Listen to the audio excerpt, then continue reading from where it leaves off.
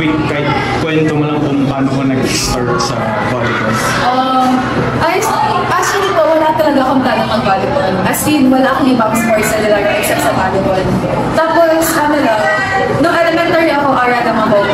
Tapos, niyaya lang ako ng friend ko na mag-try out. I'm from Cebu actually. I'm from Cebu, tapos niyaya lang ako. I tried na kami ng volleyball.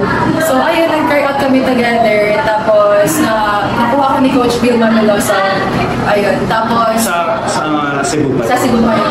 Grade 5, Katman Integrated School.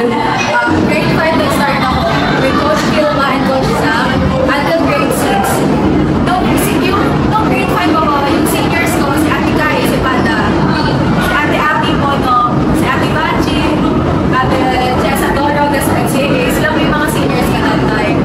Tapos, nagpalaro sila, kasama din ko ako, para 7-6 pa ako, nagpulot ng bola. Ayun, tapos, graduate sila. Grade 6 ako, nag-first 6 na ako noon. Ayun, tapos, na-recruit ako ni Doc Oben sa larong pambansa elementary sa Antique. Anong year? Anong year yun? Anong year? 16. Sa Antique. Tapos yung mga nakalaban ko po doon, si Gizzy, Madriaga, quarterfinals, nakalaban namin sila. Si Jala Guerrero, Tico Region siya, nakalaban namin sila first game doon. Ayun, tapos, doon po ako na-recruit nito. Tapos, hindi ko po alam kung ba't ako ni-recruit nito. Kasi, as in, knowing kasi, ang liit ko po talaga, yung height ko score 11 lang. Tapos, middle pa ako nun. Yung meron talaga ako is parang yung talon, yun na lang yung height ko is wala. Tapos, ni-recruit ako nito, tinawagan yung mom ko.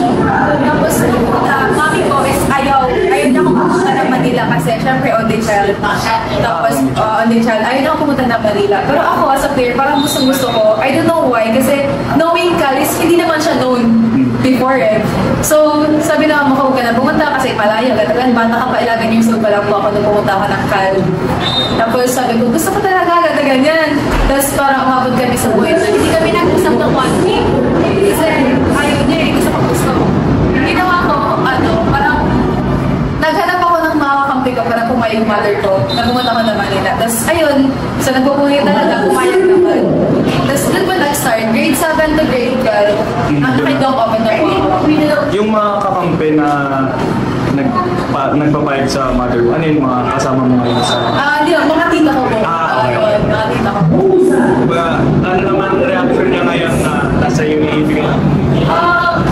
Siyempre proud siya sa akin kasi what if hindi niya ako pinayagan? So, andun na ako sa Cebu, diba? So, nakaka-proud din na, parang kung ako sa kanya, parang nakaka-proud din na yung before na kasi nakalingin, nag-push na umalis ng Cebu, tapos pumunta na Manila for her future. Tapos, ngayon parang unti-unti niya lang nararating. So, parang gano'n natin yung feeling niya. Obviously, yung result ng season nito is not what you would have wanted. Pero, personally, maganda pa rin yung numbers na napakita mo sa rookie. Ano lang masasabi mo dun sa performances mo throughout season 86 and experience?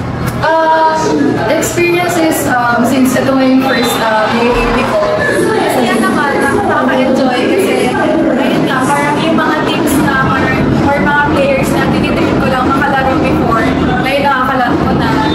And, ayun, masaya.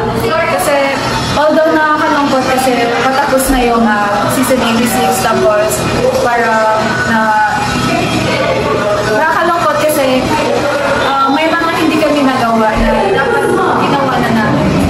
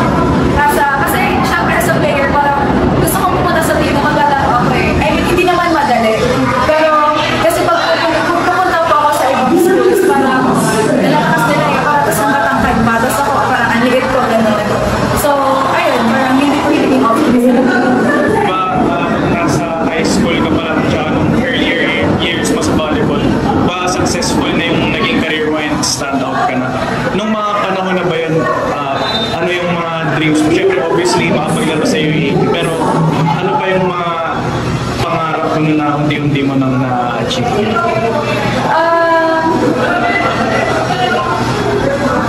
Ayun na po, sabi ko, one of my dreams is to play the best players of the other schools, which is sila sa Ate Angel. Parang dati pinapanood ko lang siya, tapos syempre naging idol ko sa big ko, sana makalaro ko siya, ganyan. So, ayun po yung one of my sana na natupad na ngayon this season. Parang nakalaro yung mga idols. Yung mga ano naman, syempre yun nga, mababa yung standing nyo ngayon. Pero bukod doon, ano yung mga challenges na in-overcome mo personally? Ayun nga po. Siyempre, as you said nga po na parang nung high school ako parang naging successful yung ano namin. Going to UP po, hindi po siya ganun kadali. Kasi parang, ayun nga, knowing UP na nasa pangako eh. Parang, ano talaga siya? Isa siyang battle na parang you have to fight. Hindi mo kailangan sukuan agad. Kasi ayun nga po, parang hindi naman makukuha agad yung panalo eh. Nagpa-process siya. So, isa po sa parang, yung UA is isa sa mga challenge ko na parang hindi ko dapat sukuan agad. Kahit ano man yung nangyari this season, hindi ko siya dapat sukuan kasi knowing na gano'n na we have two wins. So, without Jalay Gahero pa, yung isang key player din namin. So, I should use that na motivation na next year she's coming back. So, wag kong sukuan yung UP. I still have to push my teammates kung sino man yung manunaan. And kung sino may nadating, I still have to push them. Para naman, next season, iba naman sana yung magiging out-captain. Mas optimistic, yun nga diba, si Coach Jerry na suspend, tas next year babalik, mas optimistic ka na next year talaga. Ayun po, parang nakaka-excite. Yung next year, although hindi ko naman kinakalimutan yung this season, pero mas nakaka-excite lang talaga yung next season kasi maraming pong dadating. Ayun, tapos hopefully maging healthy na po lahat kasi as of now,